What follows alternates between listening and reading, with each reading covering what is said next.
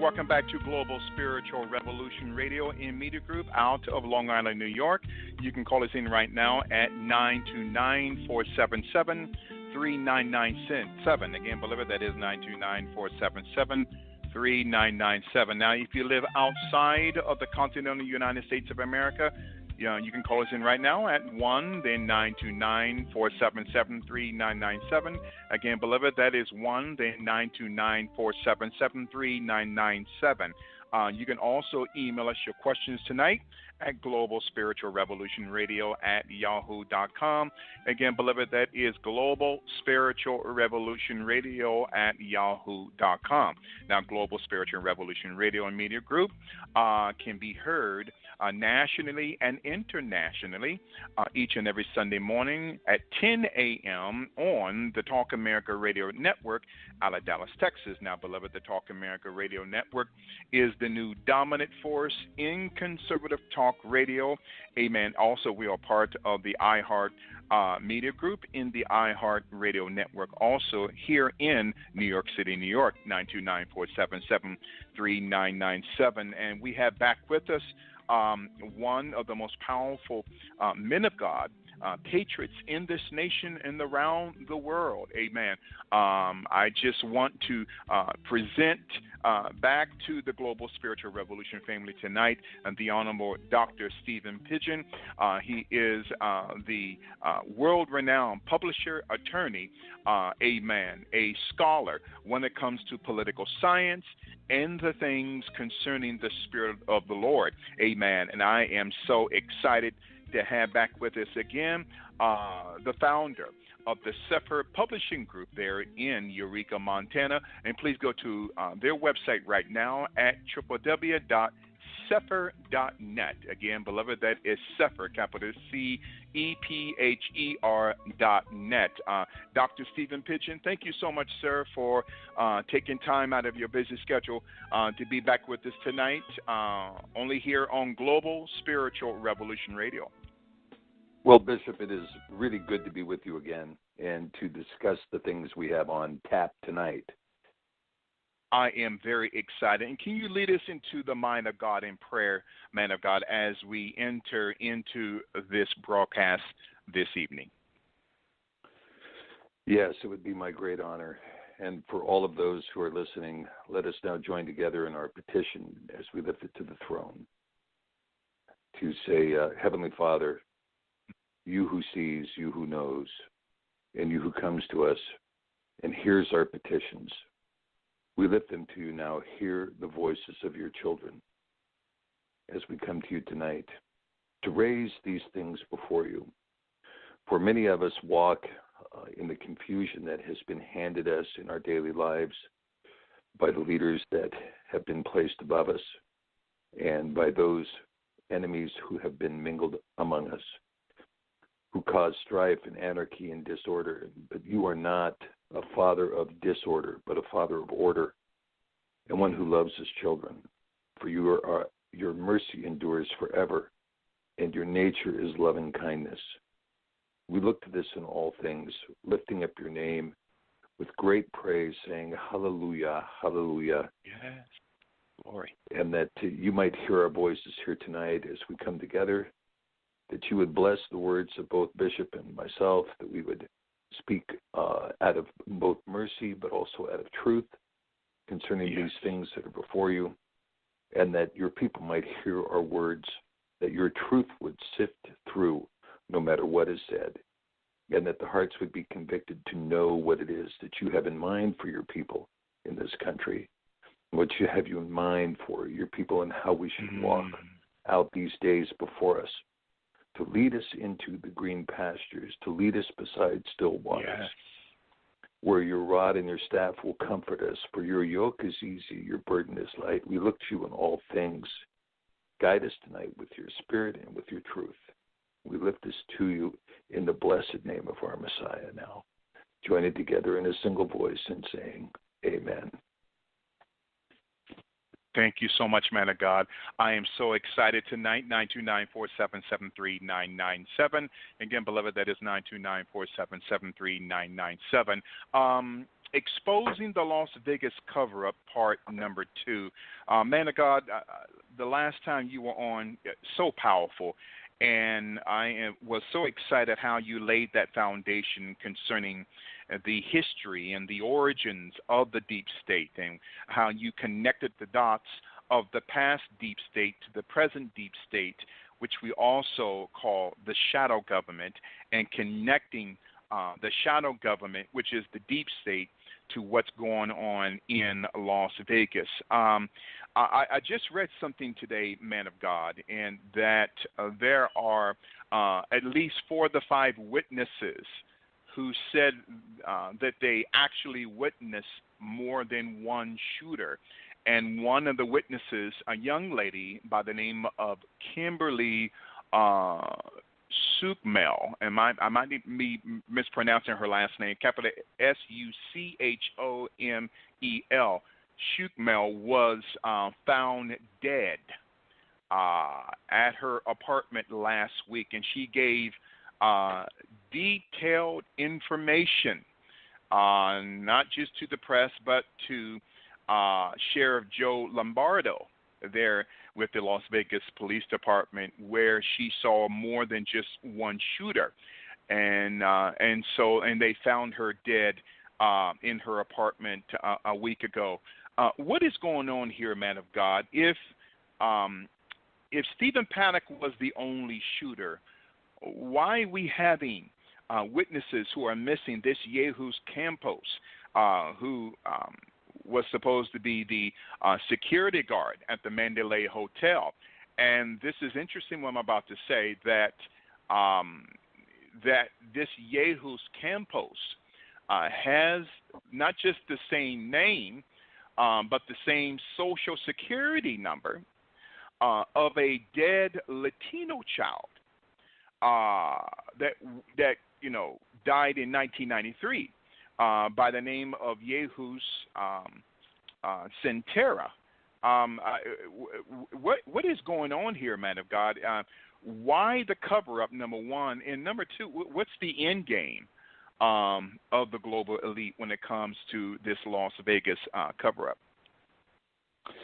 Well, I think that we need to kind of distinguish here. I mean, I think there's some background that we have to look to that will shed light on what happened in Las Vegas, because we have some things here that have become more and more obvious. One of those things is, of course, Uranium One. And yes. Uranium One is the transaction, of course, that implicates both of the Clintons in a uranium transaction, along with John Podesta and others, in the sale of 20% of the nation's uranium to the Russians. Now, let's start here. I think we should start with this bit of transaction, because what you see is something entirely consistent with what we in the legal business call the modus operandi, the MO. You used to hear it talked about on the old legal shows. The MO of the Clintons has always been rather straightforward and rather pat. They sell America's most valuable secrets, which are the secrets belonging to the federal government, to foreign buyers for money. So they sell public trust, goods belonging to the public trust, materials belonging to the public trust. They sell them to our enemies for money, and then they pocket the money. So it would be kind of like you going down to Central Park and crafting a deed and selling Central Park to, let's say, the Syrians, and then putting the money in your pocket. The money doesn't go back into the public coffers. It goes into your personal pocket. Now, we've seen this over and over again. Most of that money has been laundered through the Clinton Foundation. And so the Clinton Foundation holds hundreds of millions of dollars. Almost all of it has been in violation of one federal law or another, a Foreign Corrupt Practices Act or the Logan Act, or other deviations that allowed them to sequester money that was designated for charitable relief in Haiti, et cetera, all of which ended up in the coffers of the Clinton Foundation. Now, most of this is in the public record. It's easy to find.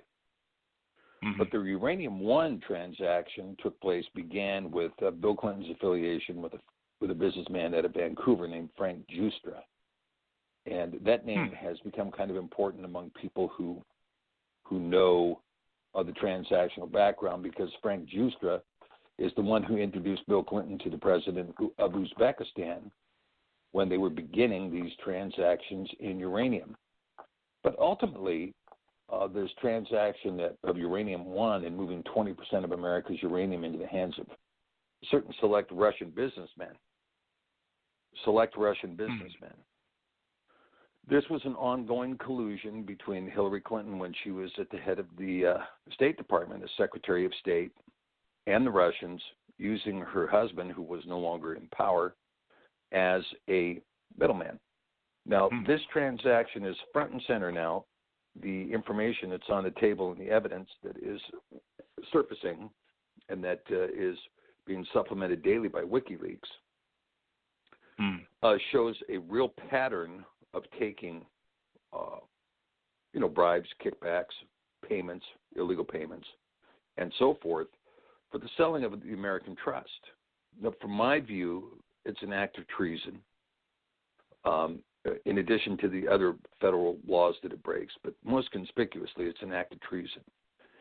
And this was followed up out here in the West. We in the West are very familiar with what's going on with the trial of the Bundys, which began in Nevada and spread up into the refuge up in Oregon.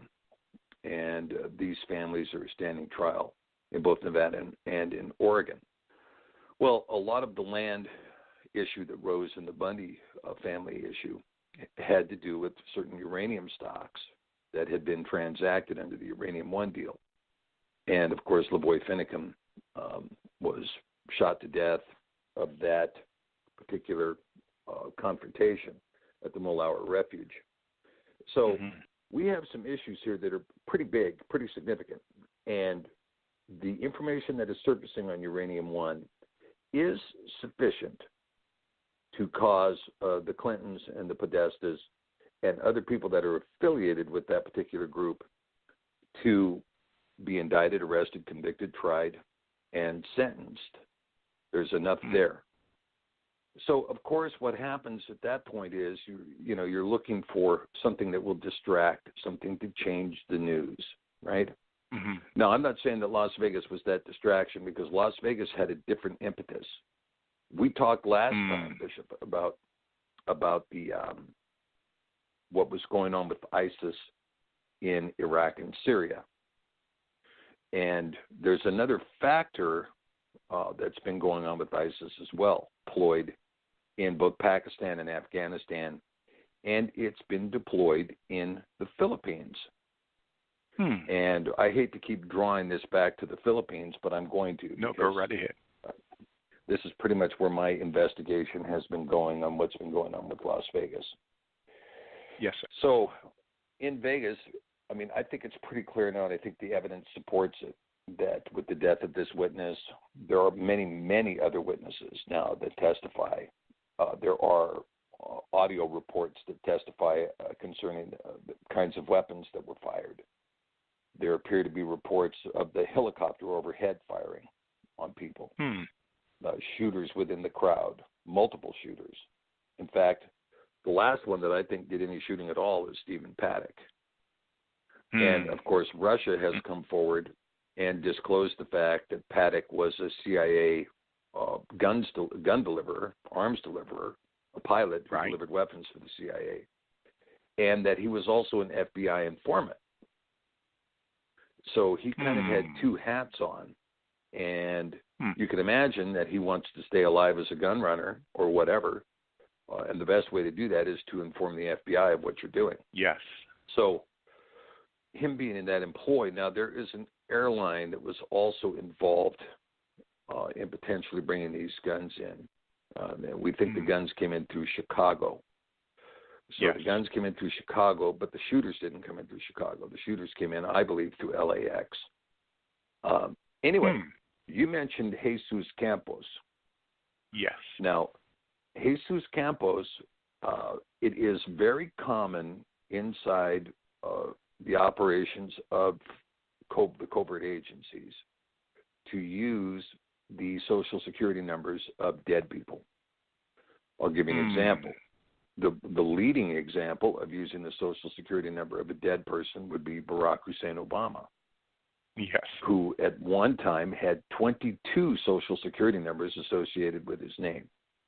Wow. And none of those numbers were his Social Security number.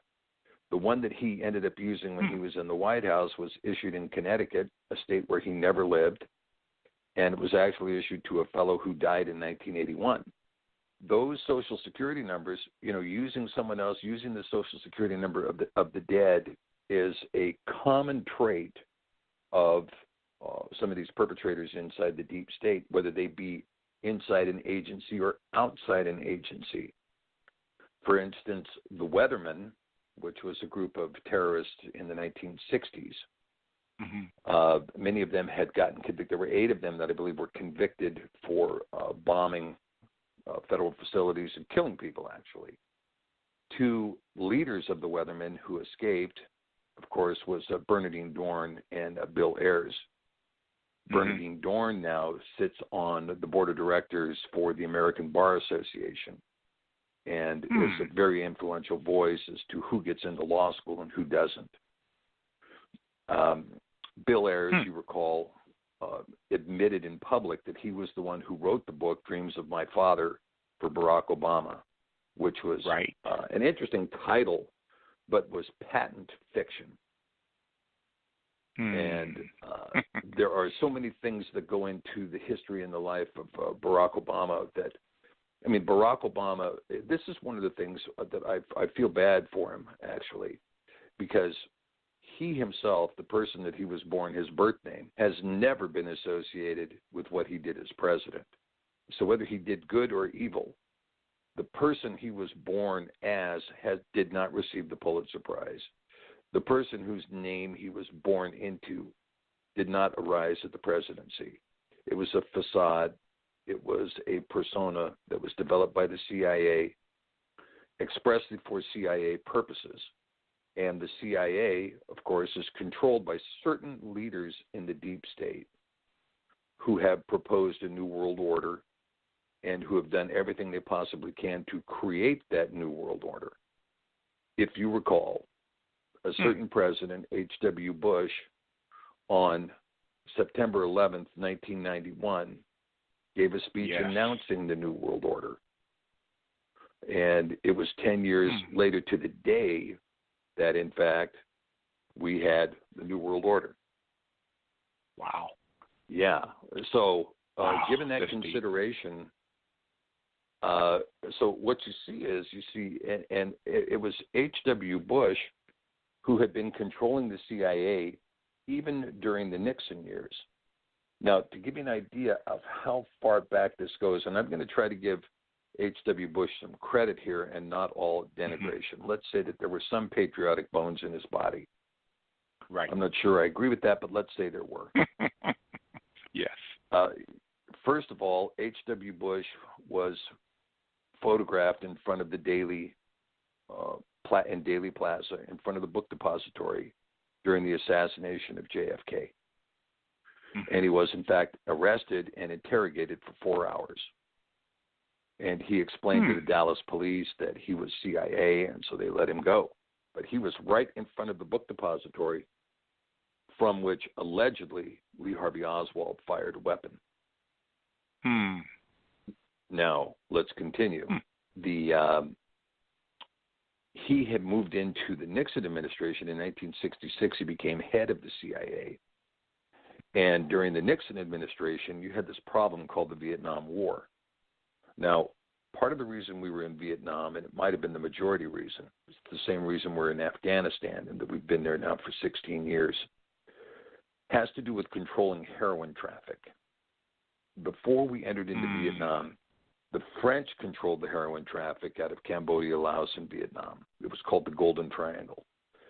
And had we allowed, when the French withdrew, if we had allowed the country to sit there statically, the Russians would have controlled that heroin market instead of certain select families in the United States who made tremendous profits from dealing heroin. So those families controlling the deep state now came to the government, and in this particular case it was LBJ, and said, we want you to expand, we want you to put troops out there, but don't win this war. Just control the area so that we can continue to smuggle heroin out of the region without anybody being able to get in there and stop us. And so the trafficking began, and there was a bank that was formed in Australia and in Hawaii and in Switzerland, the only non-Swiss bank to ever exist in Switzerland. And they were used for money laundering of the heroin traffic.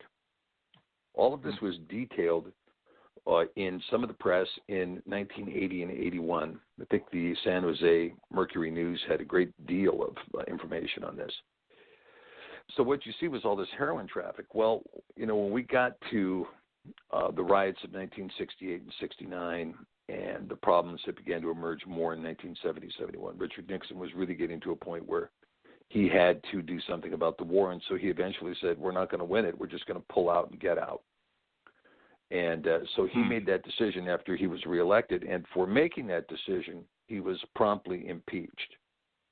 But part of what happened at that time was there was a proposal made to Mr. Nixon that if we pulled out of Vietnam, that we should do two things. One, we should go into all the areas where the heroin is growing and hit it with Agent Orange. And basically defoliate the whole place and try to make it impossible for heroin to grow there for as long as we can. Now that Agent Orange biphosphate, it was called, is now what we call Roundup, but then it was called Agent Orange. And so one thing was to defoliate the Golden Triangle. That was premise number one. Premise number two was to build a replacement crop for something else in the U.S. So that's when it was decided to develop a cocaine market in Colombia and Ecuador, Peru, Bolivia, and that the CIA went down and began building families down there to create this cocaine market, to grow and harvest cocaine. And so this cocaine was then transported into Panama, where it was managed by Manuel Noriega, and then put on pallets and shipped into the United States at Mena Air Force Base, which was governed by Governor Bill Clinton for the most part. And so you had this cocaine trafficking, and it was brought in on Air Force jets. And again, the San Jose Mercury News had photographs of forklifts offloading pallets of cocaine out of Air Force jets at Mena. And that cocaine was flowing all over the country. Well, the theory was to replace heroin with cocaine being an upper instead of a downer. Maybe they could get work out of people. Now, by the way, the idea of using an upper to get work out of people was actually, pushed very hard during World War II by the Nazis. Most people don't know that the 8 million troops that were deployed along the Russian border were being fed methamphetamine and significant doses of methamphetamine, so that you had these troops essentially became wild-eyed, pretty much irrational, very mean, and with very little chance of being able to have a conscious reflection about who they were killing and why. It was just kill, do what you're supposed to do, get up tomorrow morning and do it again. And so that concept of putting your troops on some kind of a upper became the concept that was brought forward in this cocaine market. Let's bring in this cocaine as a kind of an upper, and then we'll get people addicted to that, and we can replace this heroin market, which puts everybody in a stupor, with our own white powder. We can control that market. We can make the money off that, and we don't have to be over in Vietnam spending millions and millions of dollars trying to maintain that market. Mm-hmm. So that was approved, and the CIA did that, and that market was developed and robustly exploited in the United States during the 70s. And so one of the things that just kind of really surprised me that H.W. Bush would admit it, but I think it was in 1989 or 1990.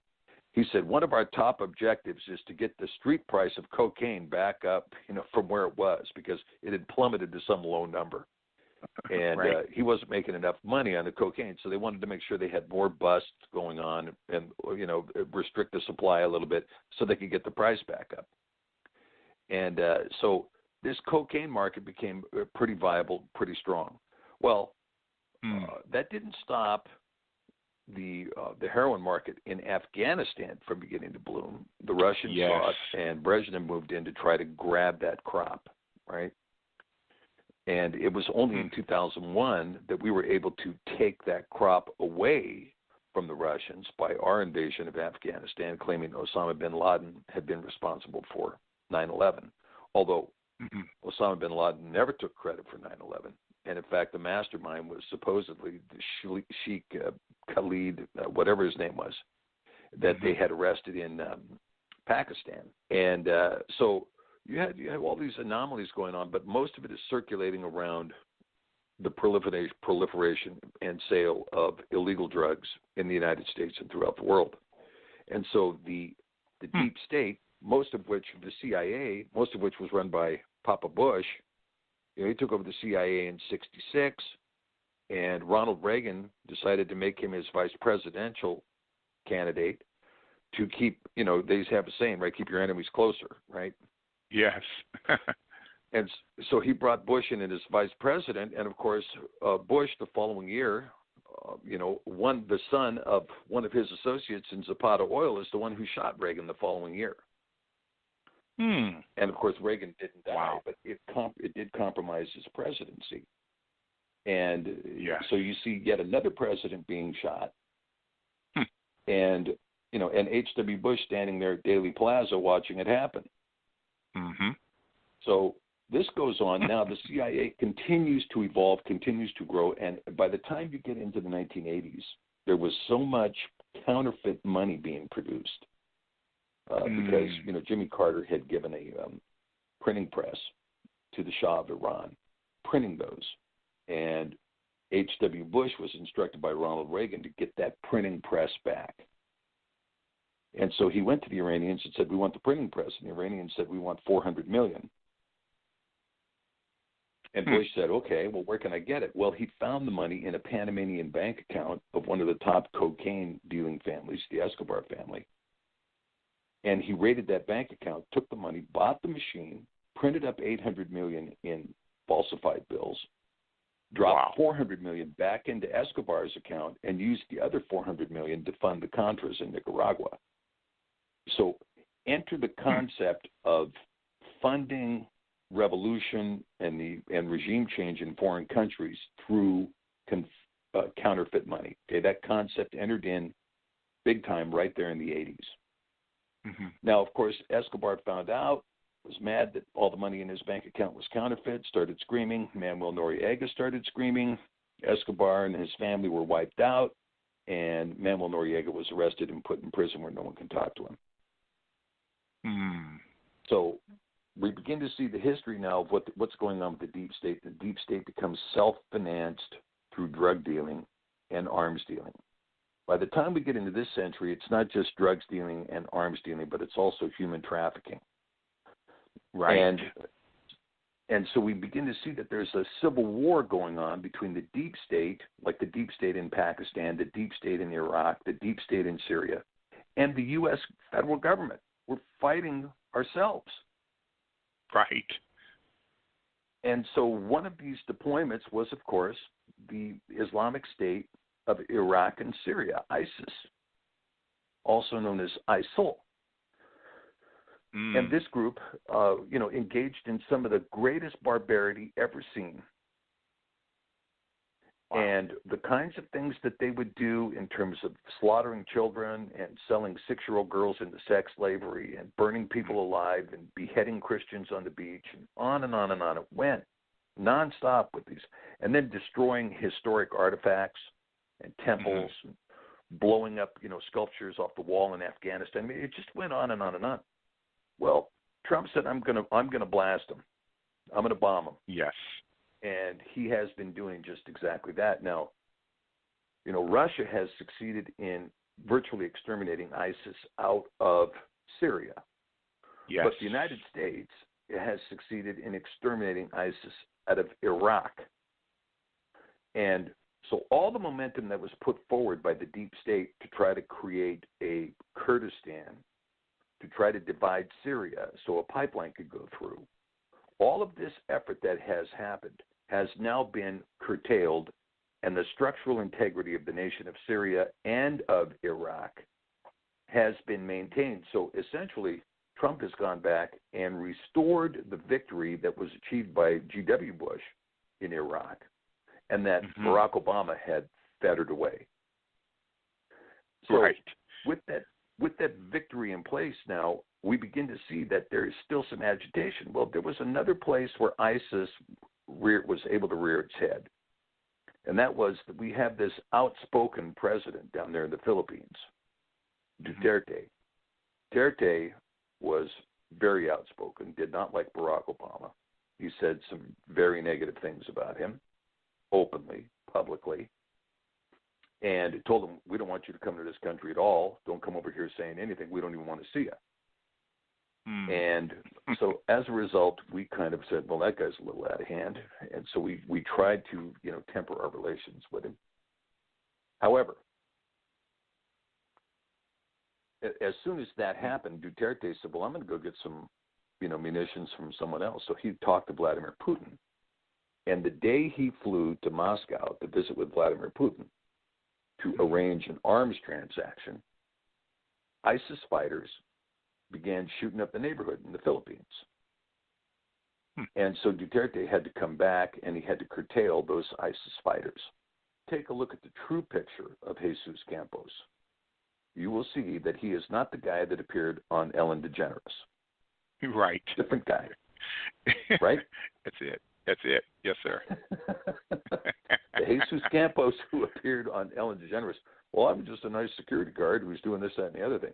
The Jesus Campos who was photographed in Vegas is of obvious Asian descent. Yes. The operative who was working with Stephen Paddock was a well-known Philippine operative and a CIA spy. Well-known, the woman. Wow. And so you have this woman who is a Philippine spy working for the CIA. You have this Jesus Campos who appears to be probably a Philippine native. You have arms coming in through Chicago on this airline that has covert rights to fly in the United States, whose name will go unnamed for the time being, who was delivering arms from the nation of Israel that the Mossad says were stolen out of a warehouse in Israel. Yes. And shipped through the Russian mafia or the residual of the Russian mafia into Las Vegas when certain shooters went out on a rampage. Now, you and I both know, Bishop, and I think you'll agree with me on this. Yes. There's no way that one man hit 500-plus targets from 400 yards away. Exactly. And I don't care what kind of weapon he was using. No way. And if he was hitting all those people and the police broke into his room and shot him in the middle of the shooting, then where's the 1,000 rounds of ammo on the floor? Where's the brass? That's it. Non-existent. All right. Non-existent. Now let's get a little farther into this deep state, okay? Yes. because I'm not going to assign what happened in Vegas to the Bush family, because I don't think they were part and parcel of it, all right? But there was an op going down there, and the op going down had to contribute and do a number of things. One is there was an attempt to pay back President Trump for betraying ISIS in the field in Syria, because ISIS had gone in and was trying to take a stand and hold the land that was to the east of the Euphrates in Syria. And Russian and Syrian troops went in, put in a pontoon bridge, went over to the other side, and destroyed their forces. And Trump did not do what Obama had done, which was to bomb the Syrian position and to give advance intelligence to ISIS to be able to launch against Russian and Syrian troops. He did not do that. Instead, the DOD continued to hammer ISIS troops in Mosul and in some of the other cities in northern Iraq. Big difference, right? Oh, big time. So what you see here is you see a blood sacrifice that took place in front of the temple on Yom Kippur that was done in retaliation for Trump's failure to support the deep state mercenary position in Syria. And so I think if we understand that and we see what's going on, that you had this deep, the weight of what's going on in terms of measure, countermeasure. Now this becomes pretty extreme when we start to see how this pans out for the average American, because there were average Americans that were on the street during that shooting. There were average Americans in that city. There were average Americans that will be attending other events, open air events, for instance, football games or baseball games or concerts, that in any one of those venues could be the potential site for a terrorist act. And so Americans are critically concerned. I think this particular event in Las Vegas has inspired fear at a level equivalent to 9/11. Would you agree with that? Right. I absolutely, 100%. Absolutely. Yeah. And so when we go ahead. Go ahead. Powerful.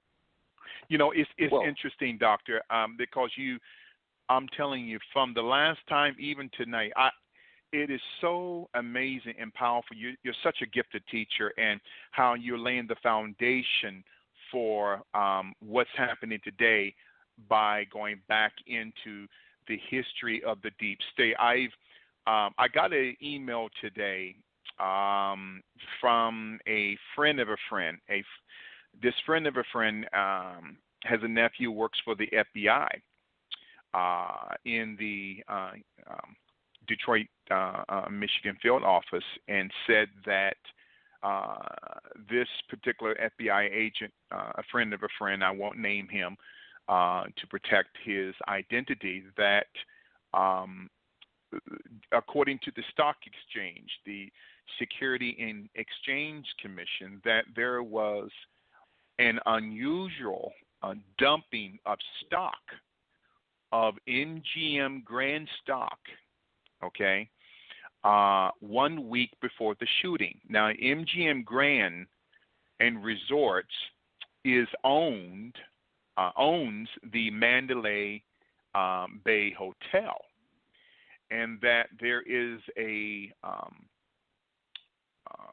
very interesting connection where we have the dumping of stock. And I can't help but to think that even a few days before 9/11, I'm so glad that you brought up 9/11, that a few days before 9/11, a lot of the defense contracting firms like Raytheon and Lockheed Martin, even this Ultralife Corporation that we talked about last week, that contracting agency connected with the Paddock shooting because of John Beelman's supposedly killing his daughter and killing himself. But I just found out today, and from a friend of a friend whose son is a FBI agent in the Detroit, Michigan field office, that he is saying that this op in Las Vegas was called the High Incident Project op, by both CIA and Mossad. In this High Incident Project op, sent out an anonymous email online to a lot of people stating that do not be in the Mandalay Bay area during this specific date. You're going to see a multiplicity of black vans there at this date. And people thought it was a joke, whatnot. But again, getting back to the stock, the dumping of the stock, one of the major shareholders, not just in Mandalay Bay, but in MGM Grand, is George Soros. And that George Soros bet, he put millions of dollars into buying stock a few days before the shooting. And I cannot help but to think that this is a interconnection to what happened on that fateful night in Las Vegas. It came out today that not just George Soros, but the billionaire casino magnate Sheldon, I think it's his name, Sheldon Adelson, has also dumped stock a few days before the Las Vegas shooting, and supposedly made billions of dollars. So you have this connection, George Soros. Then you have this connection with Sheldon Adelson, and also this Michael Chertoff, the former director or Secretary of Homeland Security, has a company by the name of Chertoff, the Chertoff Group, which, along with another defense contracting agency, OSI Systems, out of Hawthorne, California, which are big makers of body scanners.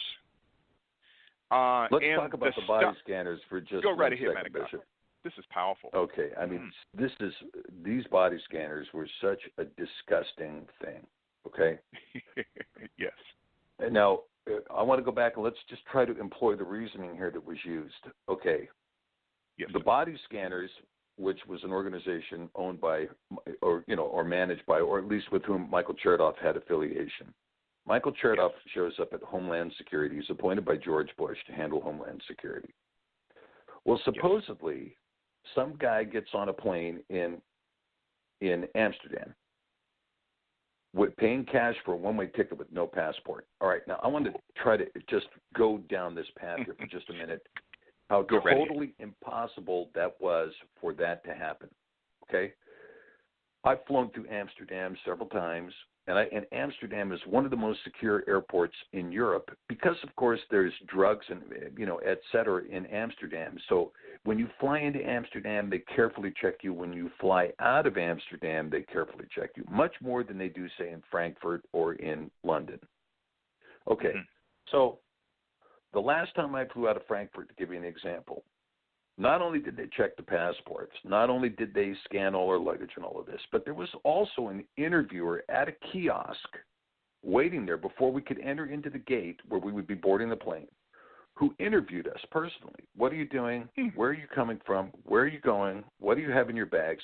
It wasn't, did you pack this bag, blah, blah, blah. No, it was much, much more in-depth as this interviewer probed us to see if we were lying. It was an interrogation. And it was common for every passenger. And suddenly a guy is able to pay cash for a one-way ticket. Okay, that's bright red flag followed by bright red flag. Yes. And then he gets on the plane with no passport. Impossible. He was placed on the plane by security. There was no way that happened accidentally. That's and so he gets on the plane, and he supposedly is trying to light his underwear on fire. Right? The underwear bomber. Right. Now, the stupidity of this cannot be overstated, but the lying fake media gives us this story over and over again. Therefore, we have to have scanners. Okay. Now, the scanners that were introduced into the airport, they're different now. The scanners have been reduced down. But those initial scanners that were put in the airport, when they took a picture of you with that scanner, they could count the pores on your flesh. Okay? Wow. They would tell you, oh, yeah, this is a fuzzy image. One click, they could count the pores on your skin. And they found 170,000 images in Florida from one scanner. And they were using those images, particularly the images of naked children, to be sold back into Europe. Oh, my God. Now, that's what those scanners were about. That's why they were introduced. That's why they were put into the airports, in order to feed the appetite of pedophiles in Europe. Oh, my God. Wow. Now, since then, they have said, okay, those are ridiculous. Let's go to these more, these less invasive scanners that are not quite so radioactive. Like you don't get 5 times the radiation. You get an X-ray like you used to get with those old scanners. And they actually just scan for metal and so forth, and or certain densities that they scan for. Right. Okay, much more palatable. But when you talk about the scanners, when they originally put in, the Chertoff put in, okay, they were done in order to find underwear bombers. Okay. Right. Now you see that Islamic people who want to wear the burqa, well, they're excused from those scanners. No, wait a minute. I thought we brought these scanners in order to keep Islamic terrorists from being able to, smuggle stuff onto aircraft. But they have a religious exemption. Well, what about us who didn't smuggle anything anywhere? Oh, well, we're going to have to molest you over here in the corner, take a naked picture of you, stockpile it here in our file. Then we'll let you on the plane. Wow. Right? Now, when I go through those scanners, I'll tell you, I pray every time I go through those scanners. I give the Aaronic blessing, whether they like it or not, and that's the way it is. So they're blessed whether they like it or not. Right. And you know what, Doctor? And to our Global Spiritual Revolution partners, the CEO of not just of the Mandalay Bay Hotel, but also of MGM Resorts, is a man by the name of Jim Murren, capital Murren, who is a puppet of both George Soros, okay, and the global elite in that part of the country. And so they were saying that a week before that he dumped 80% of his stock a week before the shooting. And it brings back memories of 9/11, where you had Raytheon and Lockheed Martin, okay? Also, this OSI Systems Group, in which Chertoff's company, the Chertoff Group, will be merging with in 2 years. This OSI Systems Group, which is owned by another security firm by the name of Rapiscan, capital Rapiscan. Yeah, they made a killing after 9/11, and that was never investigated. Just like this Jim Murren, and forgive me for running my mouth, but you opening up a well of revelation for me. This Jim Murren is a puppet of George Soros, who also dumped stock a week before the shooting, which tells you and I, Doctor, that they knew what was coming. Am I correct in saying that? Well, it infers advanced knowledge. Now, right. Let's explore our good friend here, Georgi Schwartz, i.e. George Soros. Yes.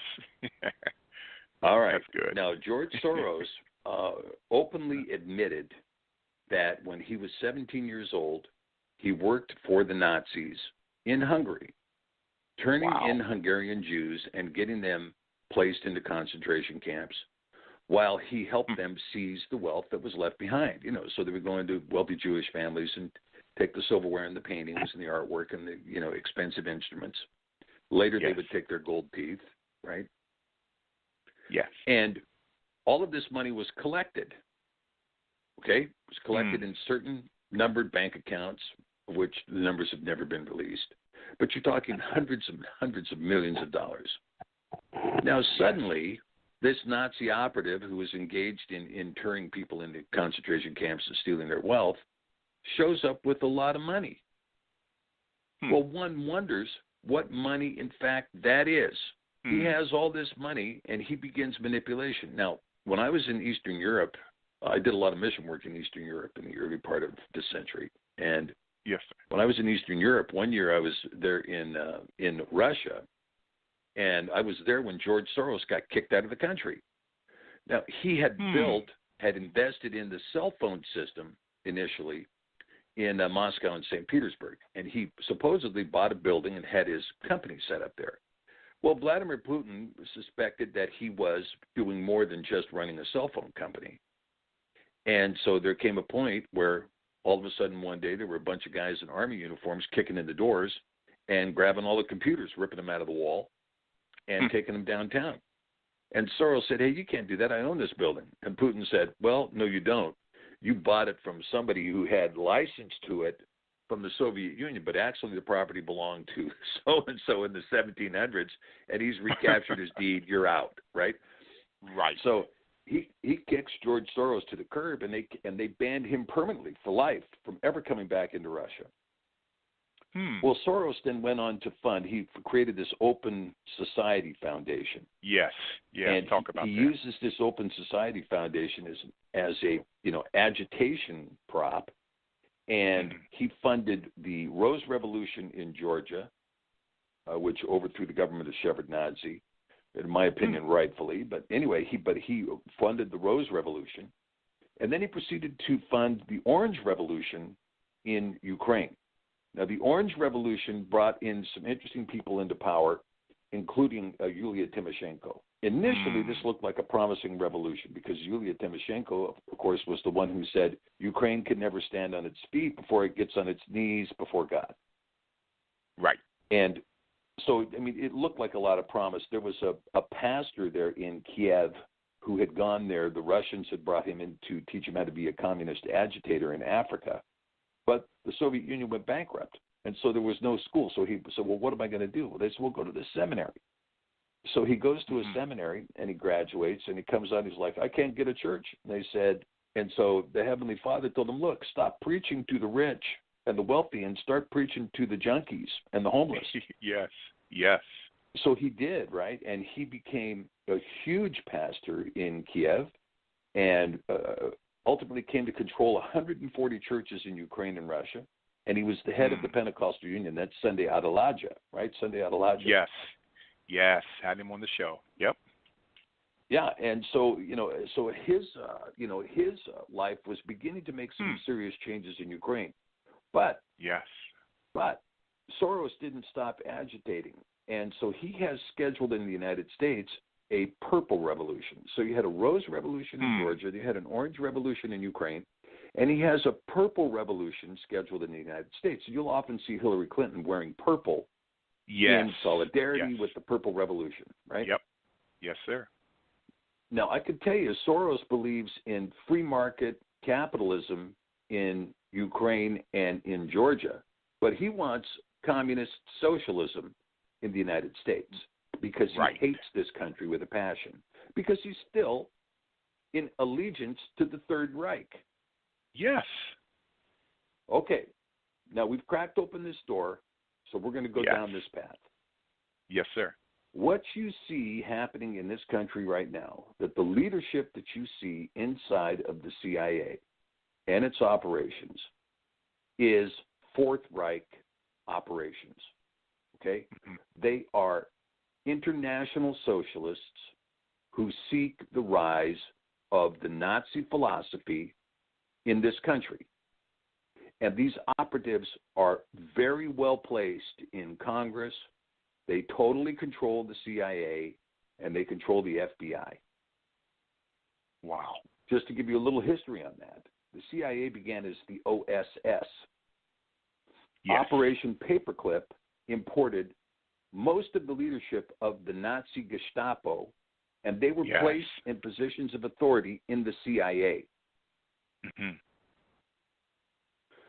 So all of this operation that you have seen going on in this country has been a coordination between these members, these heirs of the Third Reich, who are in the Fourth Reich, who have systemically overthrown Europe and created the unelected EU government, which is housed primarily by heirs to the Fourth Reich. And this deep state operation that we have going on in this country is engineered and managed by people who are allegiant to the Fourth Reich. Yes. Wow.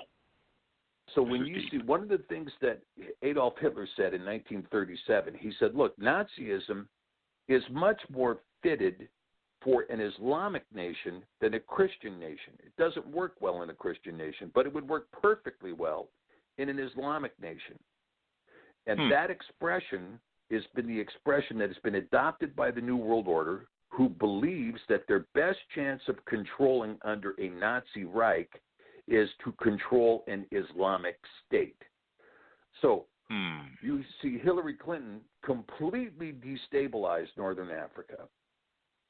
The destabilization that took place when the State Department deprived aid to the nation of Tunisia, which resulted in somebody burning himself on the Capitol steps in December of 2010, resulted in the Arab Spring in Libya, where she began to fund, arm, and train and deploy al-Qaeda directly against Muammar Gaddafi.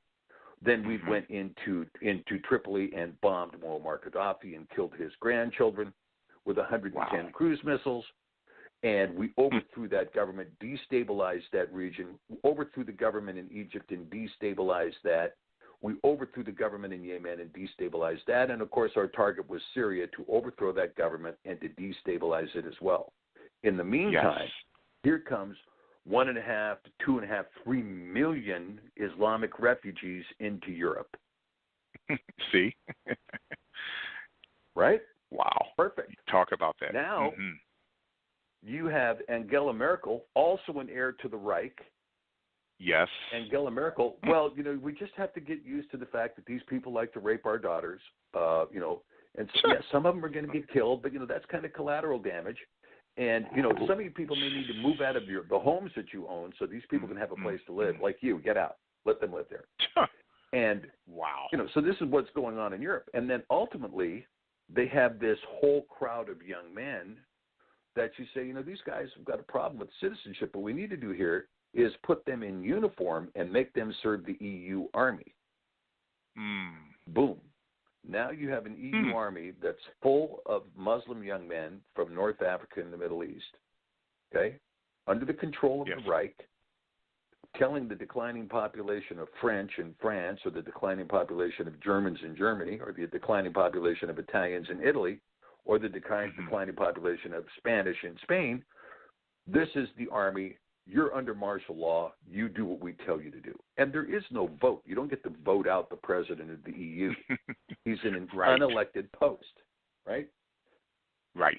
So enter this Islamic stream into the United States. We must push, as many Muslims as possible in the United States to create an Islamic nation, such that we can have this Reich formula, super elite Reich members governing a population that is a majority of Islamic under Sharia law. And so, all of a sudden, and you see now the fake news propaganda machines, Islam is great, and we should have Sharia law, and it's, we need to be an Islamic nation, and all this kowtowing to let's bring in the burqa and let's do this. Well, this country would never, in 2001, we would have never entertained such a thing. Never. And so, but you see, why would this impetus be here? Because the leadership of the deep state, and I'm not talking about the rank and file in the deep state that's basically doing what it's told to do. I'm talking about the leadership of the deep state. The leadership of the deep state is primarily allegiant to the values and the will of the Fourth Reich. Now, let's explore this a little bit further. Yes. there is a food program called Codex Alimentarius. Codex Alimentarius was developed by the Nazis. It's a Nazi regimen that basically says we're going to take the food and we're going to develop a eugenics among the food. We call it GMO. Yes. Right? Yes. Genetically modified organisms, a GMO.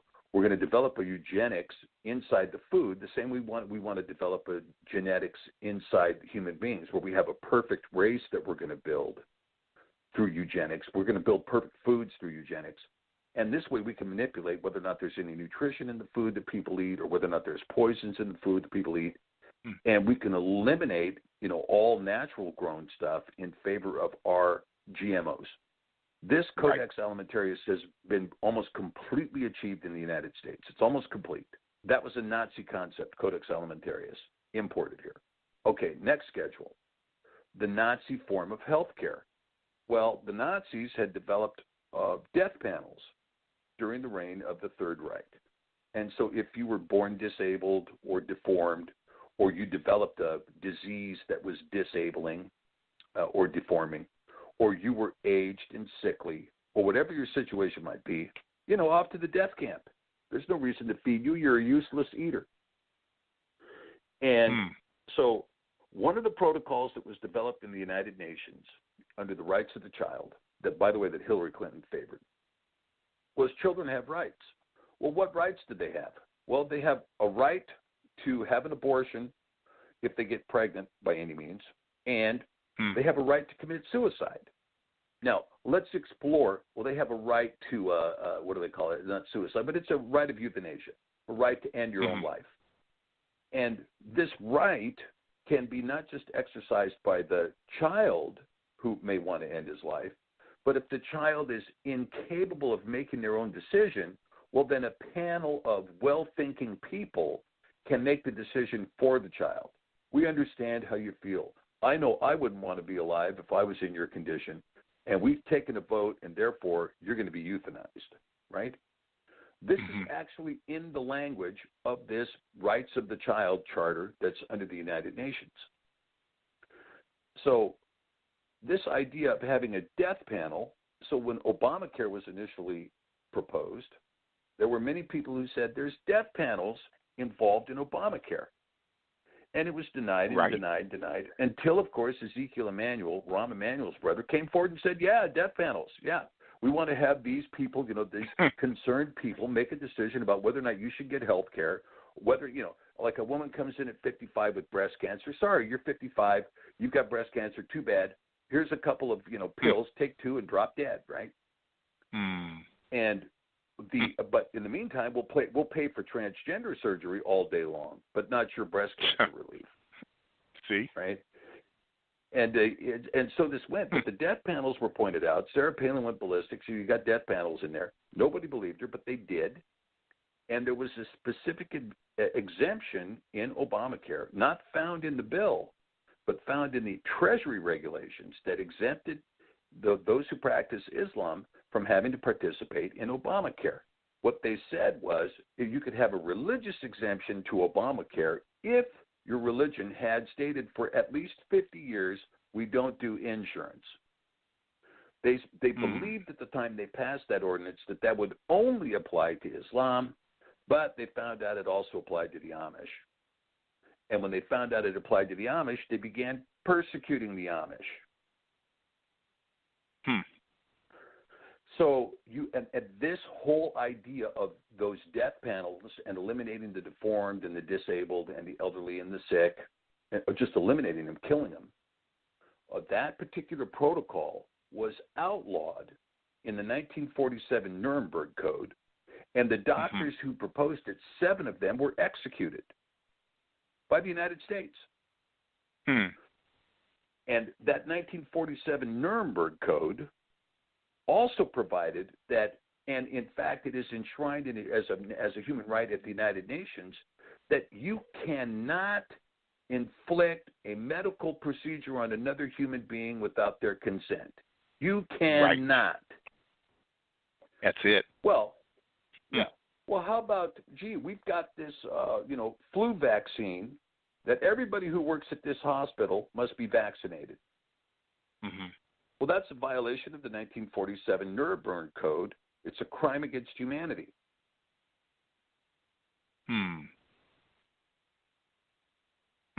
But you see this push for mandatory vaccines. Now, this push for mandatory vaccines is going on in California, where they're saying not only can you not, your child can't come into school unless they've had all these vaccinations. See? Which, by the way, there's been all this information drawing direct correlation to the increase in autism directly to these tainted vaccines. And they're saying now that these vaccines, I'm so happy that you brought that up to Dr. Pidgeon. These vaccines, they're saying that, autism, dementia, years down the road. You said something so powerful.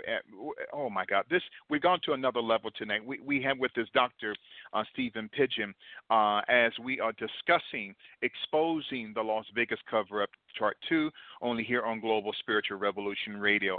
There was a German engineer by the name of Dr. Max Faust, capital F-A-U-S-T, who, along with Adolf Hitler, had laid the foundation for the Fourth Reich. The European Union, it seems like the entire political Nazi map is even manifested today in the EU, in the United Nations, and you have to ask yourself, well, did Adolf Hitler really lose? And I don't know. He was wicked. He was demonic, but he was a wicked genius. What say you about that? It's a real question, and you know what? This is when we talk about warring in principalities, right? That it's a spiritual war. And this war in the principalities, this is where it really comes back resident in America, because initially the people that came to the shores of this country in the 1600s, they came here to break free of the European tyranny, of a European manifestation of the faith, and they were following doctrines that they were able to read and discover in the text of Scripture. Now, we at the Sefer Publishing Group, we spend all our time, literally, it's every waking day we spend in Scripture, whether it's in English or Hebrew, Greek, Spanish, Russian. We're buried in the Scriptures, looking, researching, trying to determine what is written there. And as we discover things begin to manifest in the Scriptures, we begin to see what anybody who reads the entirety of what was given. Okay, now the Sefer has got 87 books in it, so it is larger than the 66-book Bible that we have been given really since around 1700. But the old Bibles, the 1611 KJV, the 1560 Geneva, and even the original Catholic Bible had many more books than 66 books. And when you read the entirety of it, you begin to see really what the whole of Scripture teaches. And it's not, the Old Testament teaches this, but not the New Testament. No. It is a continuous document from the first word of Genesis to the last word of Revelation. A continuous document, a continuous instruction, a continuous clarification, continuous insight, and the continuing voice of the beauty of the Heavenly Father, who has disclosed all these things to us. And what we saw in America was that the Pilgrims had come here to found a nation on these principles that they had derived from Scripture. And we as a nation need to find our way back to those principles. All this garbage that we're seeing here, all this Nazi Fourth Reich nonsense that's being perpetrated, all this stuff that's being called out. And the Fourth Reich, or the Third Reich, was acutely pagan. And they had so many pagan practices happening. Now, I'm going to try to stalk, and I know that, I'm hoping that most of your audience are adults, so I have to speak at a level that has some adult content. Absolutely. Yes, sir. But you know that many of the upper leadership in the Third Reich, we're talking about Hermann Goering. He was a transvestite. Okay? A lot of them were homosexuals. And the band that Hitler had unleashed that was particularly ferocious, they were all homosexual men. And He eventually had them all slaughtered on the island of Crete in 1943. But you had a pagan decadence that had erupted in Germany following World War I, in Berlin in particular. But it became more decadent. And when you get to the rise of the Reich was openly pagan. And if you go and you look at the culture of Germany in the 30s, you will see that women that were rising in power, they had their Lady Gaga of the day, in Germany. They had all of these German artists, German singers, and German actors and actresses who were celebrating openly pagan practices. Now, we have been given this, in great waves, really, since we saw the assassination of Ronald Reagan.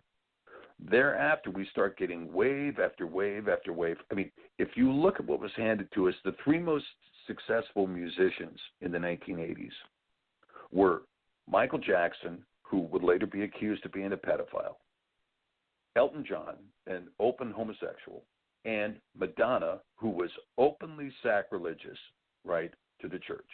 She was the Black Madonna. From those three artists, who between the three of them were knocking down something to the tune of $20 million a month, between those three artists, when you get into the 90s, we begin to see this push towards the Illuminati, this push towards paganism. Lady Gaga shows up at the Super Bowl in an egg to give a representation to the birth of Ishtar, right? And the whole of the Babylonian pagan practices. And all of this stuff with the Baal worship and the Molech worship and the Dagon worship and all of this worship that is coming in now that's being introduced. Now our young people are being exposed to nonstop witchcraft and Satanism. And a statue of Lucifer has been placed in downtown Oklahoma City. And, the Baphomet is showing up in Tennessee. And, so you have this, this push towards the pagan culture, pagan rituals, pagan rites, and of course, we're coming up on the pagan ritual of Samhain here, which is called Halloween.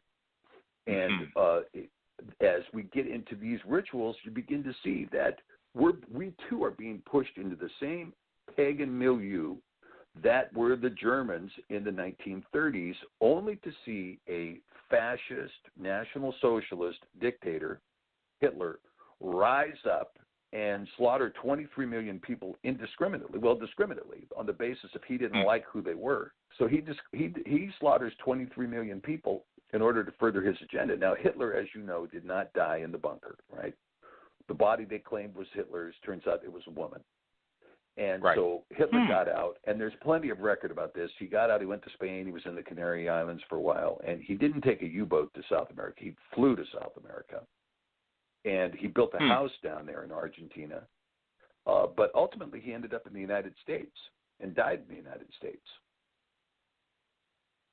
And there's a very interesting, if your listeners want to explore this a little bit more, you can check out the name Otto Skorzeny, who was Hitler's personal bodyguard. He left a tremendous record of the lives of the Third Reich survivors in the United States, including Gorman, Galen, and Joseph Mengele. All of them survived. And so you have this this working of the Reich. So the question is, did Hitler win the war? Well, he wins the war if we stop fighting. Right. But Trump has come and said, let's make America great again. For me, making America great again is us returning to our foundational faith. We had it right when we left Europe. We had it right when we left Europe. And the hand of God has brought people into this country who were intended to be here, including those who were brought here as slaves. And even though that's right, when we get to 1776, we have the Illuminati was formed in 1776 in Vienna, Austria. Right, by Adam Weishaupt. He formed the Illuminati. And it was the very same year that the United States was formed. Now, The government that was created by the United States, when you look at the Constitution, and I hope I don't offend anybody, but when you look at the Constitution, you will see the Constitution is a debt instrument. You have the second to the last article in the Constitution says all of the states signing this Constitution are on the hook to pay the bills of the revolution. And that's why we have the Supremacy Clause, was to force the states who signed under the Constitution to pay the bills of the Revolutionary War, which was $43 million at 30% interest. Now, that was what the deal that we made with King George. Yeah. And so did we ever get out of that debt? Never. But the debt was even greater to France. And when King Louis XVI couldn't pay the bill, the economy collapsed and they beheaded him. And King George said, boom, we won the war between the British and the French. We just let the French people take him out. Yes. And so in this country, this is why the Civil War was fought, because you had signatories to the Constitution, Virginia, North Carolina, South Carolina, Georgia, all who had signed the Constitution, saying we're not going to pay that bill anymore. That's why Abraham Lincoln went to war with the South. Oh, no, you're not getting – he could care less about the Constitution because they couldn't hold a constitutional meeting after the South seceded. He said, you're not getting out of the debt agreement. It's not the Constitution you're not leaving. You're not leaving the debt agreement. You're on the hook to pay the bill. Same reason why California will never be allowed to secede from the Union, by the way. This debt agreement now has pervaded everything, this pervasive debt agreement. But before that debt agreement was structured, the reason they got away with the secular government that they did, that was so flat-footed secular, was because the nation as a whole was united in a form of righteousness. Now, Alexis de Tocqueville came into the United States shortly after it was formed in the early 1800s, and he went around trying to figure out why is the United States successful and France is a flop.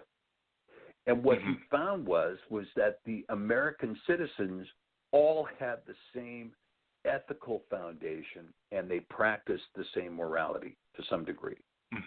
Now, there were exceptions, such as the slave owners, who were, in my opinion, highly immoral. But you nonetheless had a Christian ethos that was pervasive throughout the country. And the secular government was able to take advantage of that, so that many of our leaders would say, well, we're not going to be able to succeed if we don't have a righteous country. This Constitution can only work in a righteous country. Now, they didn't say that because we were so blessed. They said that because they had written such a secular document. Now, since then, that secular document has been eroded. The Civil War of the 1860s essentially killed it. Martial law was imposed under General Rule 100, which is still in effect. The country went bankrupt in 1933. It's been under emergency acts ever since. So what's left of the Constitution is, if it were printed in black and white, think of the ink having almost completely faded off the page. Wow.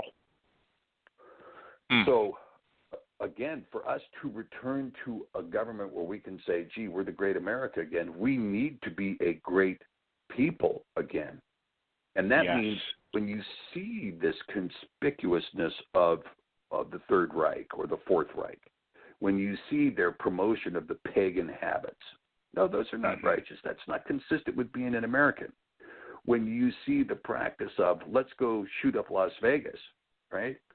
Well, we can react in terror, or we can recognize that the enemy has been unleashed against us. Remember, there was a famous thing in Germany called Kristallnacht.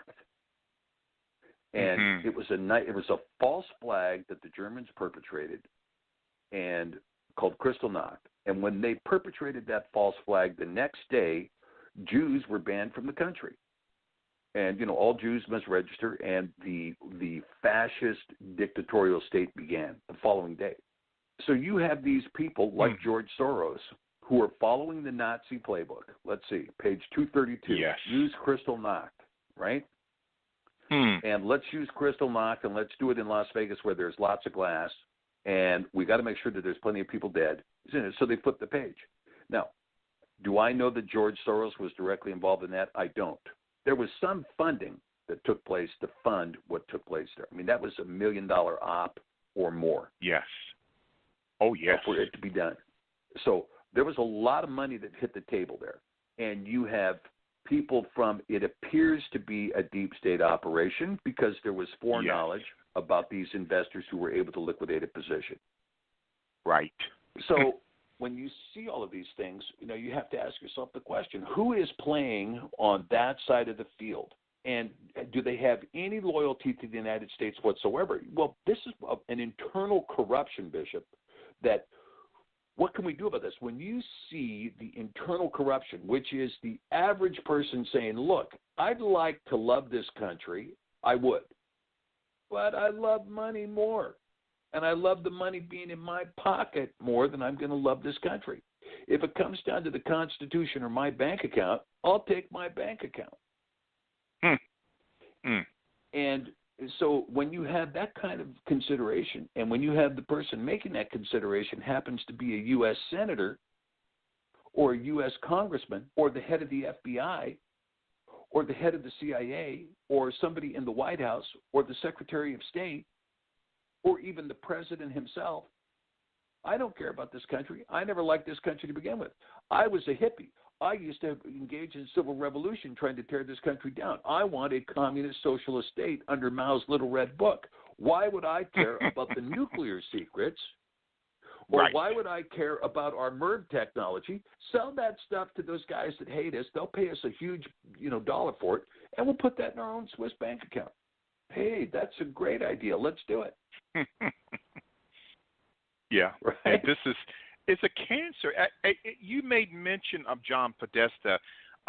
His brother, Tony Podesta, who is the chairman of one of the most powerful lobbyist groups in the world, the Podesta Group. And to our Global Spiritual Revolution partners, just go on the Podesta Group website, www.podesta.com, podesta.com. So Tony Podesta and this company, and it's very interesting that when you read their website and dig deeper, and as we're connecting the deep state to this Las Vegas massacre, that some of their board members on this Podesta group, and mind you, Tony Podesta is under indictment from, because of money laundering, and also he is connected to this pedophile ring.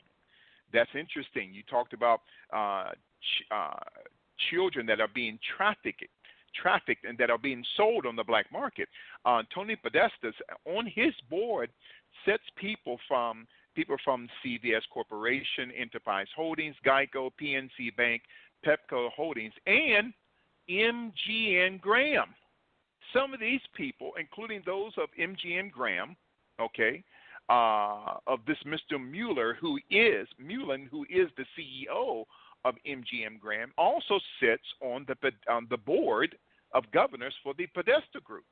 I got an email on last week, man of God, when the last time you were on, actually a plethora of emails that if we see the sheriff, Sheriff Joe Lombardo, who is nothing more than a puppet, and there's an FBI agent right beside him by the name of Aaron Rouse. Now, there's a rumor, I'm not saying whether it is true or not, that Aaron Rouse, the FBI man that stands right beside Sheriff Joe Lombardo, the sheriff of Las Vegas PD, is the son-in-law of John Podesta.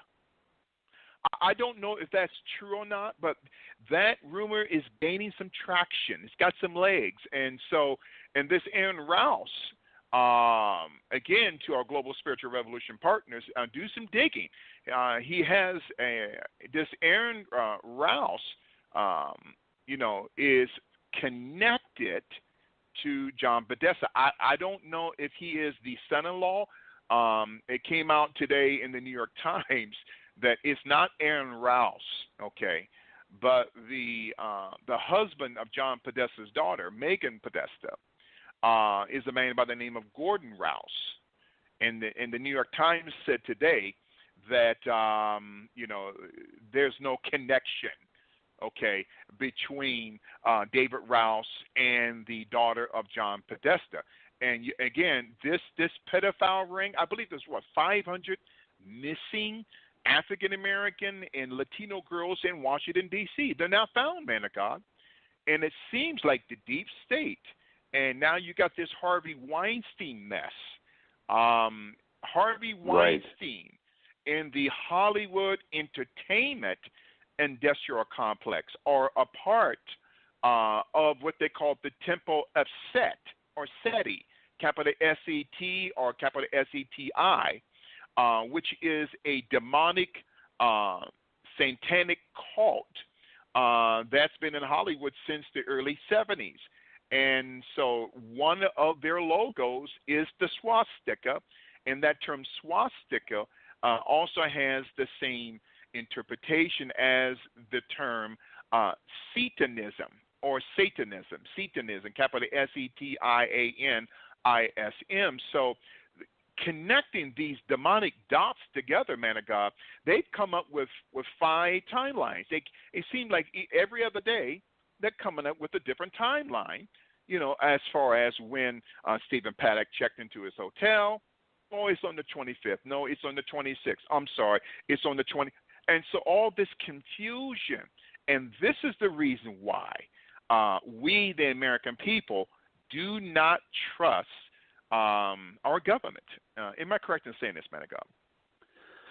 Oh, you've really you've taken the lid off the can here, and it's definitely worth talking about, because when you talk about SETI, you have this tripartite relationship that's well known in Babylonian paganism, right? Which is Ishtar, Tammuz, SETI, Isis, Horus, SETI, and SETI, you're right, is Satan, because the old story is that it goes back to really kind of a biblical story, which is Semiramis marrying Nimrod. Well, Nimrod was both her son and her husband. And as the story goes, Nimrod was killed by Satan, and he was dismembered. And his head was placed in the Nile River and floated out, by the way, and it floated up to the city of Byblos. But she couldn't find any of his parts except one. And from that part, she magically conceived Tammuz, or Horus.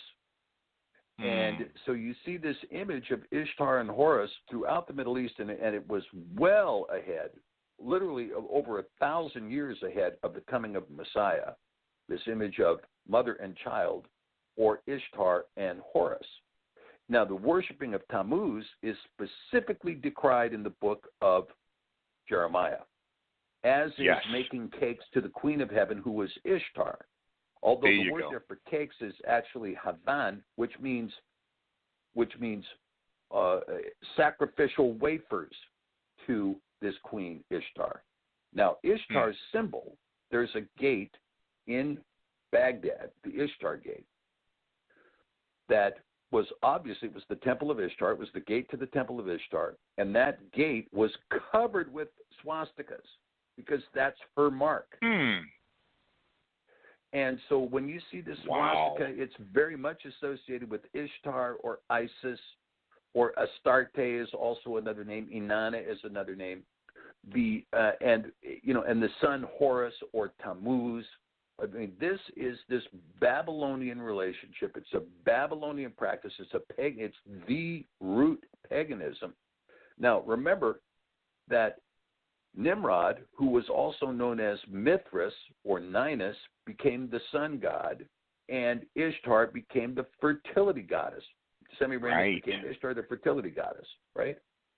And so they would celebrate her fertility rite in the spring by dipping eggs into the blood of the children who were sacrificed and placing a swastika on top of the egg. That was the feast, the fertility rite of Ishtar. So these Babylonian practice that you see going on in Hollywood, however, has become adroit Satanism, Luciferian worship, worshiping the Baphomet, which is a transsexual, or not a transsexual, but a hermaphroditic a being who is also a hybrid, half man, half goat, half male, half female, this Baphomet. Wow. And so all of this kind of worship that, it's just, you see this kind of worship coming in. Well, now, you're right. Not only are all these African-American children and Latino children missing out of Washington, D.C., but they were being imported from the island of Haiti and offered for child sacrifices. And so what is so bad about this is that, okay, it's disgusting enough to have a pedophilia ring that are passing around children that go unwanted, right? The children that are in foster care that have no parents to come and get them, those children are passed around.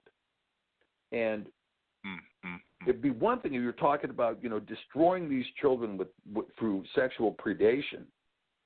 But it's another thing when you start talking about sacrificing these children and drinking the blood. Right. So we as Americans look at this and say, this can't possibly be going on. Yes, it's going on. And it's going on in the upper echelons of power. And the people who can control and run our country are participating in these events. Now, Bishop, I'm telling you, this breaks my heart to even say these things. This is deep. But as a country, when we look at ourselves as a country, we need to clean our own house, sweep our own floors, right? Get the leaven out of our own cupboards, because we have to restore ourselves to righteousness. We talk about the deep state. Well, you've mentioned here a couple of companies that are all involved in defense contracting, right? Raytheon and Lockheed Martin. And you could probably throw in GE, the great jet engine manufacturer in this country, as being part of these organizations. Well, we say this is the deep state. These are the operatives who continue to control the media that gives us a false narrative day in and day out, day in and day out. And these are the people who are laundering money through defense contracting. And these are there was $3 trillion that was identified missing out of the Pentagon on 9/10/2001, right? There you go. Yes. And talk about that. So all these trillions missing. Well, the auditors that came into the Pentagon to audit that $3 trillion loss were all in that portion of the Pentagon that was destroyed. They were the 24 that died. So when you see this, all this money that's being laundered, now there's trillions. I mean, I think they estimate there's something like $20 trillion missing off budget that they can't find. Well, that's interesting because our cash flow deficit is $20 trillion. And $20 trillion is missing. Oh, okay.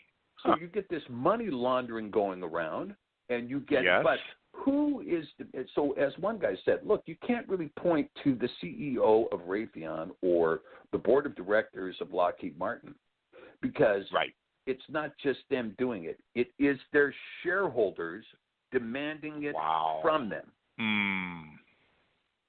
So when we start talking about, who is snooping on all of our emails and text messages, if there's Google and Facebook and, the NSA, and who has allowed the back doors for the NSA to get into our software if it's not Microsoft, who has been creating all these weapons of war and destruction if it isn't Boeing? I mean, it's one publicly traded company after another whose pressure is on that board of directors coming from who? Us. Right. The pressure is coming from us. So when we talk about who is the deep state, we are the deep state. Oh, my God. Who sinned in Israel? We sinned in Israel.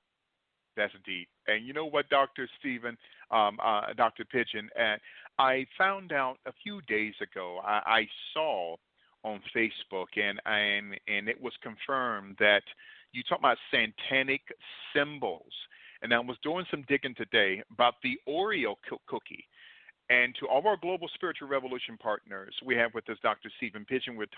We are discussing this series entitled Exposing the Las Vegas Covert Part 2, only here on Global Spiritual Revolution Radio, that the insignia, the logo that is stamped on both sides of a Oreo cookie is not only a satanic symbol within the Scottish Rite, and within the global Masonic order, okay? But also that term Oreo is named after a Greek god, Oros, capital O-R-O-S, which was half male, half female.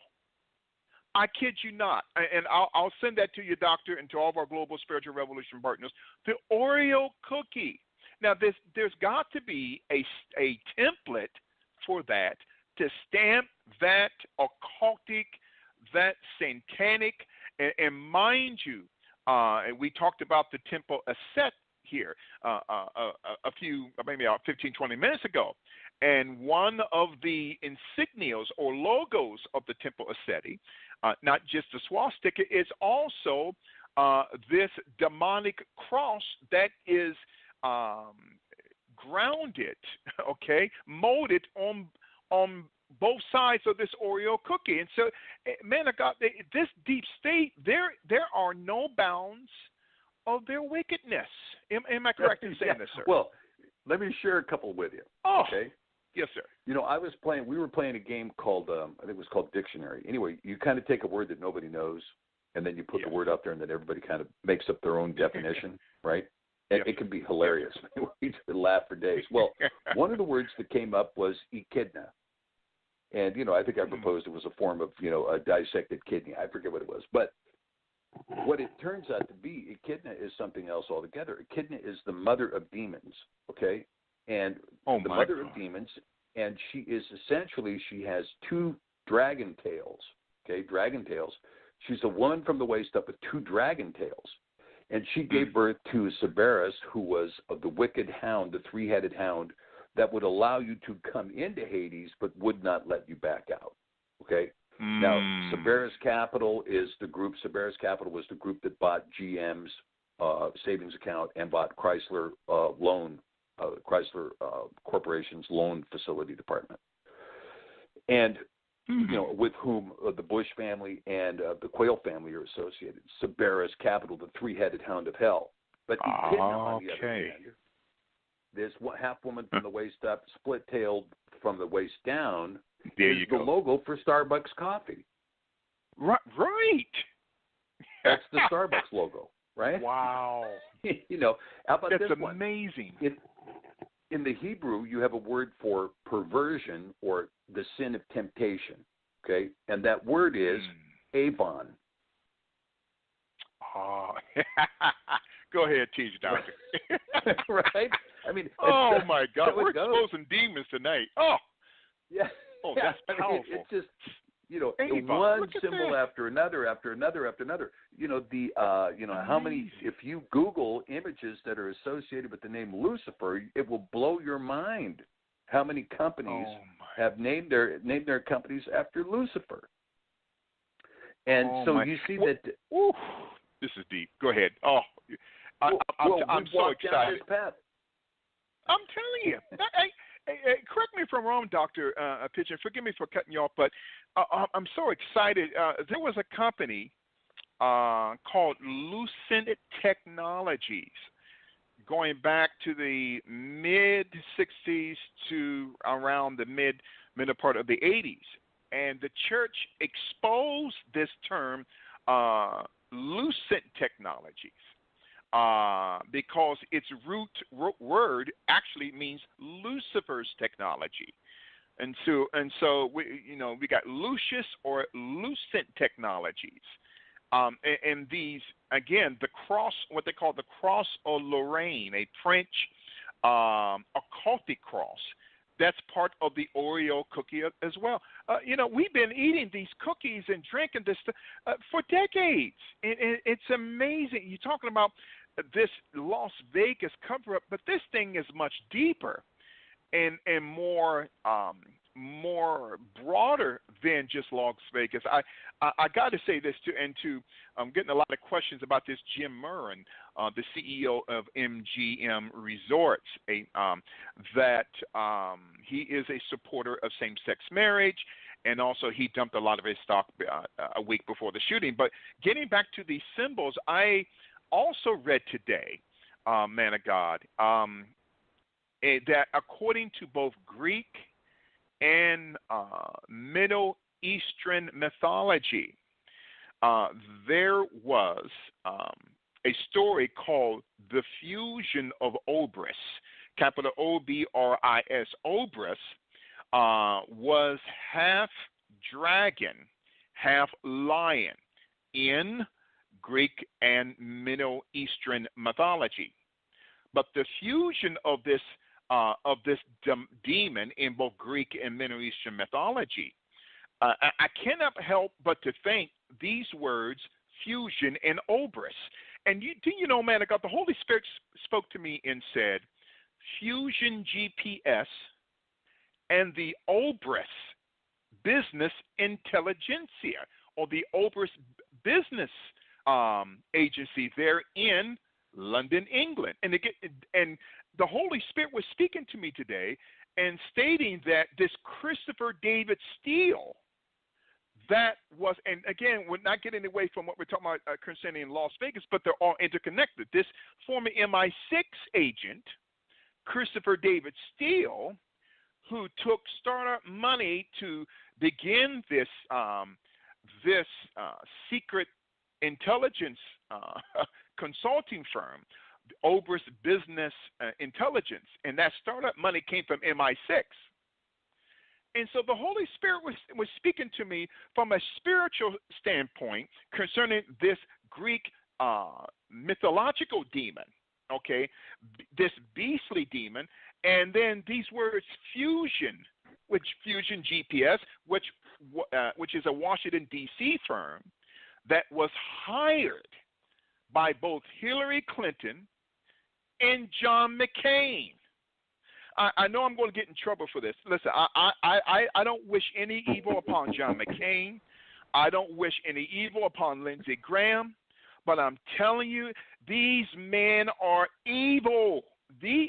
And, you know, John McCain was saying that this dossier, and forgive me from going all over the map, man of God, but this is all interconnected here, that this dossier of Trump and his so-called ties to the Kremlin, and mind you, Fusion GPS and this Obris business intelligence, they don't want to testify before the Senate Oversight Committee. Okay, if you got a dossier and you got information on the president and you're saying it is true, why not test? But they're saying, well, we don't want the public to know where the money came from in order for us to create this document.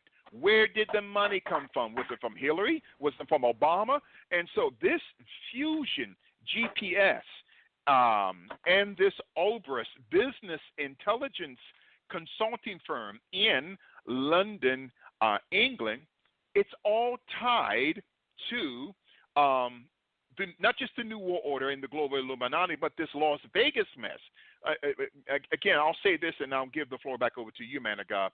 The former British ambassador to Russia, Sir Andrew Wood, told the Guardian newspaper, and mind you, the Guardian newspaper in London, England, was founded by a warlock who created a secret society for male witches. I kid you not. In the early 1800s, by the name of this warlock secret society was called the Lunar Circle. And the founding member of the Lunar Circle was also the founding person who created the Guardian Media Group, John Edward Taylor, who Christopher Steele is related to by blood. Man, these are some demonic connections here. And so you got Fusion GPS, okay? Now, my question is, this concerning this Fusion GPS, and you can look it up on fusiongps.com. They only got one page. But this Fusion GPS was started by a man by the name of Glenn R. Simpson, whose family has close ties to the CIA. So John McCain, I don't wish no evil upon John McCain, but John McCain is wrong. And he's bitter because of what Trump said about him back during the campaign last summer, that he was not a hero. So they hired Fusion GPS, and then Fusion GPS outsources the contract to Christopher David Steele, a former MI6 officer, who is now over this Oberus Business Intelligence Consultancy Group, digging up dirt which has never been substantiated, and it's not even true. And now Glenn R. Simpson from Fusion GPS and Christopher David Steele is fighting subpoenas from the Senate Oversight Committee on the Russian probe.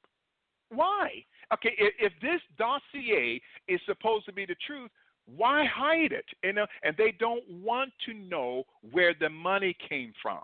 And so, Manica, this is, again, and this Christopher Steele, is related going back through his bloodline to this John Edward Taylor, the founder of the Guardian Media Group, which is the Guardian newspaper today, which is a left-wing newspaper in London, who was one of the first papers to reveal this dossier. It's demonic. Go right ahead, Manica. This is all interconnected to this Las Vegas cover-up. One, and I love what you said. I love the way you teach, Manica. You laid that foundation concerning the history of the deep state in order for us to understand properly what's going on in Las Vegas. Because then we can see we can see what their motive was for undertaking such a vile act against the American public. And equally important, we can also see their lack of conscience in killing innocent people like that. Right. You've got twofold, there's the modus operandi, the motive, and the lack of conscience in doing it. But when you talk about Mr. Steele here, that story that he made up was such a fabrication. Somebody was writing on some social network deal, and he was being sarcastic and made up some remark about, two prostitutes and all this in Russia. Right. And Steele takes the story and then says, oh, yeah, that was really reported to me out of Russia. Now, I don't know when Michael Steele left Russia. I mean, I know he worked over there in the British Embassy in Russia, but he left. He left Russia in 1990. He left Russia in 1992. Well, 1992, Russia was a completely different place, right? That was just when the Soviet Union was collapsing. You're missing all of the changes and the growth that has happened in Russia since then. And I'm telling you, since 2002, the growth in Russia is dramatic. It is not the same place. And so you have a guy here that's got a mindset that says, oh, those dumb Russians who are living in the dark ages under Stalin will never figure out that I'm lying about them and making up stories about Russian prostitutes. Well, he's being sued for defamation because, yes, they have the technology. Yes, they know, and they know exactly how much he's lying. But he gets away with this, under New York Times versus Sullivan. You can say whatever you want about a public figure. As long as you don't have hard proof in your hand denying what you're saying, you can say whatever you want. And that's exactly what he did. And so you have these liars. Now, this is one of the things about the old biblical days. The old biblical days, right? You want to come up and bear false witness about somebody. And if your witness proves out to be false, you get the penalty you wanted for him. You get the penalty. That's right. And that's what is exactly what should happen to these people who've been lying. So we keep hearing about this Russia dossier. Okay, well, how about we look into the McCain Foundation and let's see if it has any similarities to the Clinton Foundation. This whole business of, look, here's what we want. You either donate directly to my foundation, which is what Hillary Clinton told all of these sheiks in the Middle East. You either donate to my foundation or we're going to cruise missile you. Wow. Wicked. Absolutely and so here wicked. Comes go look at the campaign donations given from foreign governments to get her elected in the United States. And they're saying her campaign is worth into the bill. The foundation, the Clinton Foundation, which has tentacles into many rogue regime nations, and it's coming out now. They've been getting money from North Korea. I mean, and there's no investigation. Yeah, go ahead, man of God. Well, why not? I mean, who gave the nuclear technology to North Korea? Bill Clinton. Right. You know, why not? And so when you look at this money that comes rolling in the Clinton Foundation, and this is why Hillary won't shut her mouth and go home, because she owes favors to all of those people who gave her tens of millions, and in some cases hundreds of millions of dollars to put into her coffers. She still owes them favors. So she's out there blah, blah, blah, blah, blah, blah, blah. Well, say what you want, Hillary.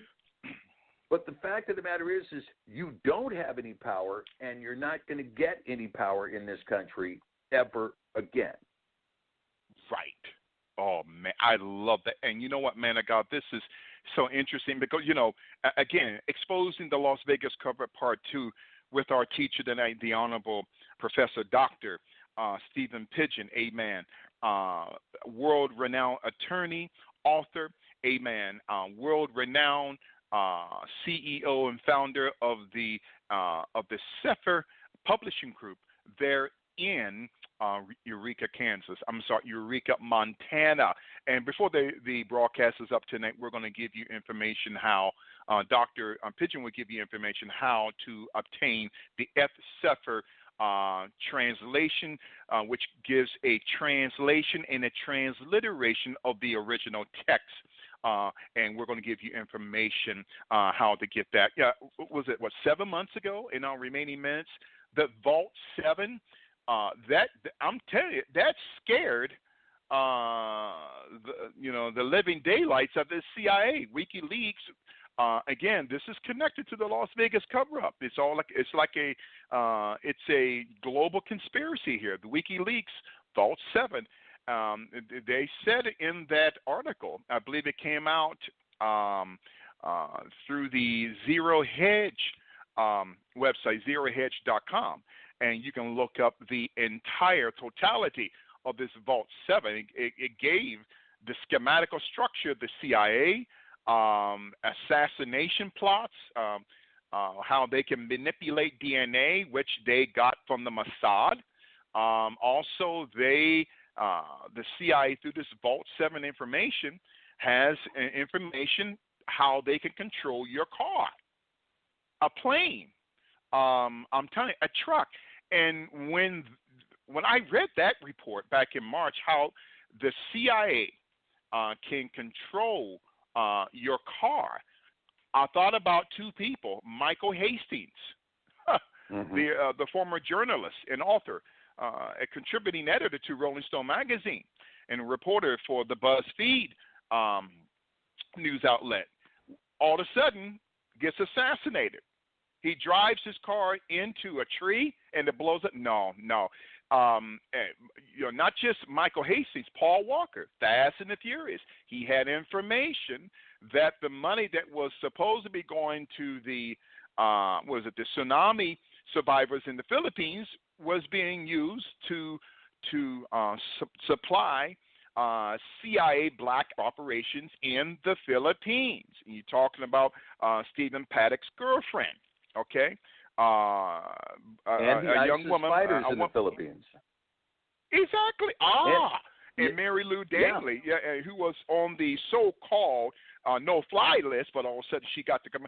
So I just can't help but to think. Give me 1 minute. I'm going to let you take up this. You got me so excited, man of God. I'm your student tonight. But, when you look back in, 2012, Andrew Breitbart had information on Barack Obama. And he said, we're going to vet Barack Obama. He had a video of Barack Obama in a compromising situation, and Andrew Breitbart told Tom Clancy,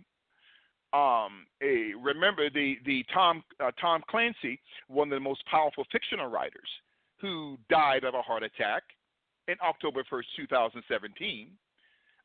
Clancy had told Michael Hastings, and then all of these men in the span of a year and a half, Breitbart, Clancy, Michael Hastings, Paul Walker, dead. Vault 7. What say you, man of God? Oh, this is powerful. Oh, well, the Vault 7 leak, I think, was incredible. And there was further publication by WikiLeaks that came out and said, okay, here is the back door to the NSA servers. Here is the back door to the CIA servers. Right. So it was like the FBI says, well, we lost all of Hillary Clinton's emails. And WikiLeaks says, don't worry about it. We got the whole kit and caboodle right here. Yes. Amazing, you can bleach as many hard drives as you want. Too late. Yeah. Oh yeah, I'm telling you. And now the CIA, they want Julian Assange's head on the platter. But Hillary went over there to bribe him, right? She walked right in the door of the Ecuadorian embassy and said, "Well, how much money is it going to take to get you to publishing my stuff?" Really? Hillary, if you didn't want your stuff published, don't put it on some BlackBerry with the password 1, right? I mean, come on. She had her stuff so wide open and so bare naked, anybody, a 12-year-old in an elementary school somewhere in the eastern reaches of Siberia could have hacked her. Amazing. And now I guess this uranium deal that you may mention in the first half of the broadcast, man of God, and now the emails, that's, I heard that she's been issued a subpoena. And what went on? What was said on that tarmac between Loretta Lynch and Bill Clinton? I mean, you're going after Trump, but you're not saying anything. Go ahead, Bannon. Go ahead. Well, you have to remember the tarmac. Loretta Lynch said, "We just discussed our grandchildren." So I'm kind of envisioning the speech something like this: "Hey, Loretta, you ever want to see your grandkids again?" So she construed that as, "We just discussed our grandkids." Oh, there was amazing.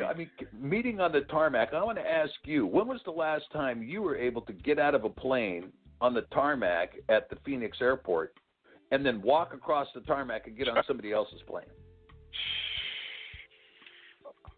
I'm telling you. But go ahead, man of God. This is powerful. Well, there was an arrangement. All of this stuff that's going on, and you see this collusion now between the deep state, which, Barack Obama did so much damage to this country over a period of 8 years. God.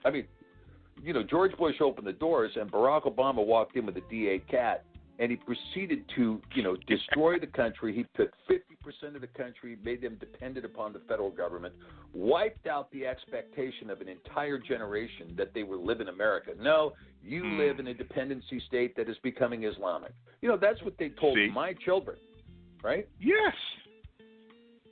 And that again, it's that plantation. That's right. It's get on the plantation and stay there, right? And so now that they're all these people are saying, wait a minute, we had an expectation we get free health care, free universities, free sit on our butt all life and take 5 weeks vacation in August. Oh, sorry. No. That's gone. It's gone. I'm telling you. And to all of our Global Spiritual Revolution partners, I'm telling you, that was Dr. Stephen Pidgeon exposing the Las Vegas cover-up, exposing the Las Vegas cover-up, part 2, only here on Global Spiritual Revolution Radio. And Dr. Stephen, I'm telling you, and where can people order this Ed Sefer book? And how can they order this? The Ed Sefer, as you know, is www.sefer.net. Yes. Wow. And again, www.sefer.net. Go ahead, Manica.